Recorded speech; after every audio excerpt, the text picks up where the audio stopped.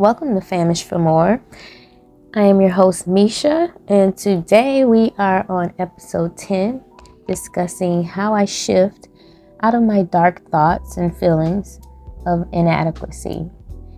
Some of you may find yourself having dark thoughts and feelings of inadequacy, and I just thought I would come and share how I do it, how I did it. Again, if you are new here, I am a stroke survivor. So I will be pulling back in my recovery times and using a lot of the gems that I learned in those times when I was learning to walk again and use my right hand again because I was paralyzed on a complete right side of my body. But within 3 months, I was up and walking, and I was able to put the cane away and start stepping on my own. And I know a lot about dark times, dark thoughts, and feeling inadequate, So the first thing that I would tell people that I do when it happens, like when you just start feeling down about your life, about yourself, you feel like nothing you do is going to matter or prosper. You may feel like you don't have enough of something to make something you really want happen or achieve a certain goal. What I do is I acknowledge all of those things, like whatever I think that I don't have, all the inadequacy, whatever it is that I'm feeling at that moment, I acknowledge it. I actually amp it up. I get really mad. I let myself feel the feels. I don't try to push them down. So if I feel like I'm tired of being broke, I'm tired of this shit, I'm tired I can't walk, I'm tired my hand, if I'm in that moment, I let myself vent. I let myself feel the feels. I acknowledge everything I'm feeling. If I want to feel down on myself, that's the moment that I'm doing it. And I'm pumping myself up while I'm doing it. It's weird, but just stay with me. I'm cooking. So then I'll ground myself by like taking accountability. Because then once I've gotten so heated, then now the anger turns inward. It's like, what the hell did you do to let this shit happen to you, Excuse me. And so I ground myself. Like, at first I'm in this blaming mode. Like, I'm blaming whatever it is that I'm mad about. I'm actually just venting about it. But then I ground myself by taking accountability. Because now I'm like, what the hell did you do? Where the hell were you? It's like talking in third party.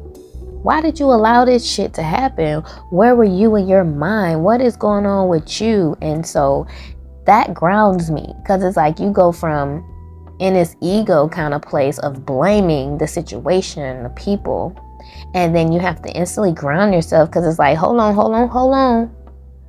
You are in control of all of that shit. In like reality, what did you do to allow this to happen to you or to put you in this position? And allow it to affect you, whatever it is. And so acknowledging that makes me dissect the situation more and take accountability.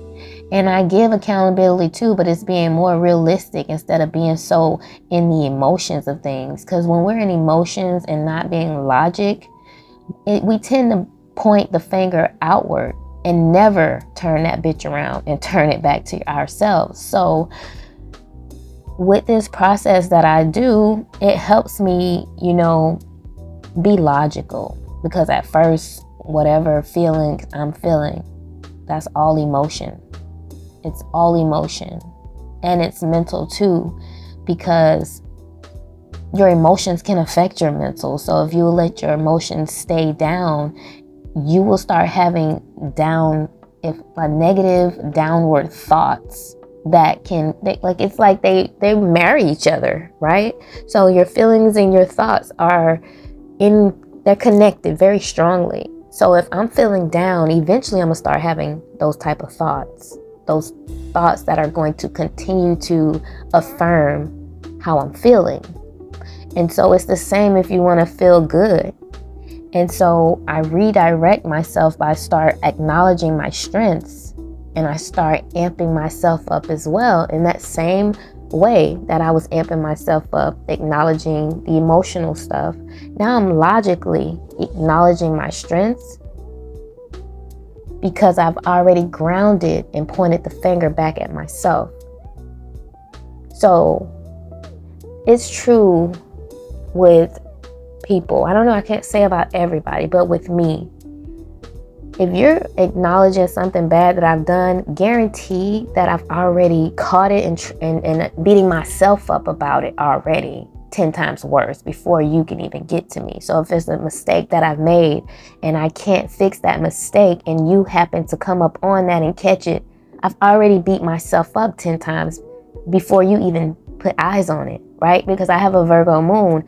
I really am very analytical in certain shit I can get OCD about. So if I can't fix a situation and this situation has to be seen by others, it will bother me bad. It's I'm gonna tell you an example. It could be a simple Instagram reel or something. If I don't have the option to edit the caption because I didn't put the right punctuation or left a word out or something like that, and I can't edit it at all, they took the, with Twitter, how they be trying you can't edit your tweet, I'll delete the whole fucking tweet. Because if I don't, it will bother me. So that's what I'm saying. That's just an example. And so by the time you get to me, I've already seen it. And if I can't correct it, I've already beat myself up about it. So I don't need you, but aside from that, okay? So acknowledging my strengths and amping myself up. Acknowledging the strengths and amping myself up. That means journaling. Now here comes my journal, because I'm a journaler. Because I'm very introspective with that Virgo analytic. So I love to journal. So I pull out the journal and I go to writing, my strengths and the things I've gotten through.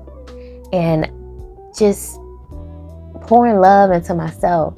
The things that I used to do, I acknowledge those things too. Just you can do this. You help this, that. You bring that. Your value is X, Y, Z. And that is shifting me. Remembering those who love me as well and their selfless acts of kindness that they've shown me over the years. Just bringing all of that goodness into my gut. Filling myself up with this self-love and the appreciation and love for those who love me.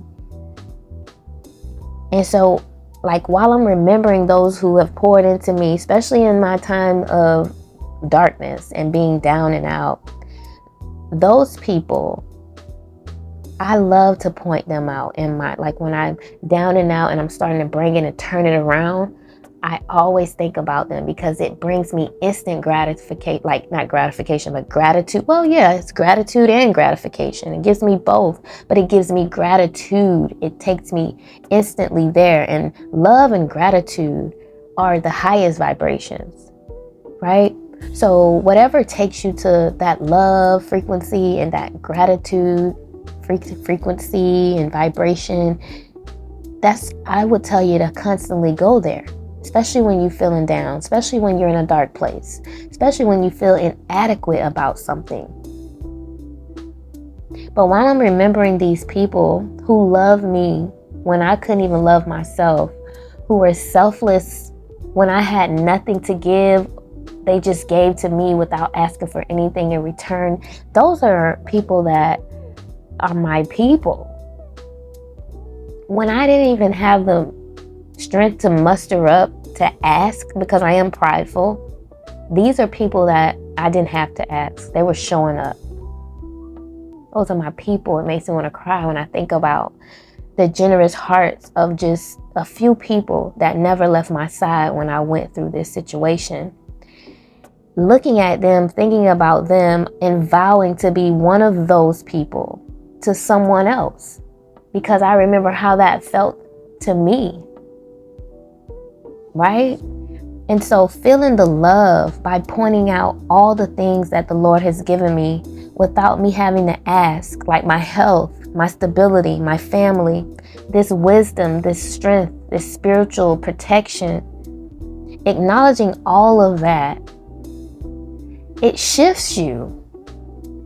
And then I throw in a little razzle dazzle with the gifts and talents that God has given me, and being grateful for each one, because I do have many.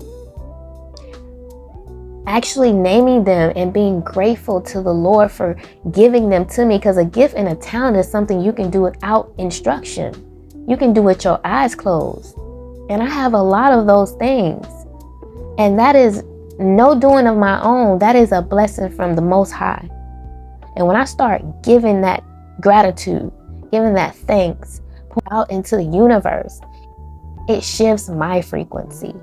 So I go from feeling like I ain't shit, life over, I can't do this, I never get that, whatever the situation is, to life is abundant, God loves me, everybody, like, I have great people around me, I am very, strong and smart, and, start pouring into myself. It shifts and it builds the confidence while it's shifting. With each step, I'm building my confidence, right? So that is just a small, TED talk on how I shift out of my dark thoughts and feelings of inadequacy. This sometimes I find myself reverting back a little bit mentally, just mentally, when I don't know, it just sometimes it be hormones or whatever. I be in my emo. And sometimes I do think about those times, because I can never forget those times. Every time I pick up anything, I'm reminded that I didn't have the ability to do that. So I'm in gratitude all the time. And I think that keeps this window of abundance and of opportunity and optimistic open for me. And that's why I do receive a lot of gifts unexpectedly. I won't hold you. I receive a lot of love and blessings and abundance unexpected all the time, from people, places, organizations. Like, it's just amazing how life opens up to you when you decide to walk in gratitude instead of just staying in a dark place, right? So instead of worrying about those that are no longer in my life, I give gratitude for those that are. So it's like shifting the attention and the frequency. Instead of worrying about what I went through, the dark times, I want to shift it to the focus on what I did to get out of those situations, and hope to be an inspiration for those that may be in that spot now or coming out of it. Because there is light on the other side. It really is. I'm a testament of it. I couldn't see it when I was in it, but I still had the spark in me, knowing that there is something better and I'm going to get to the other side. Now I'm on the other side, and I'm taking a ladder and I'm throwing it across so you can walk across too. You do not have to stay in that dark place. You can start imagining your life to be better and making steps towards actually making that a reality, and God will move mountains for you. So that is the episode 10. I hope you enjoyed this episode. I want to wish you peace, love, and happiness, and I'll catch you in episode 11. Bye.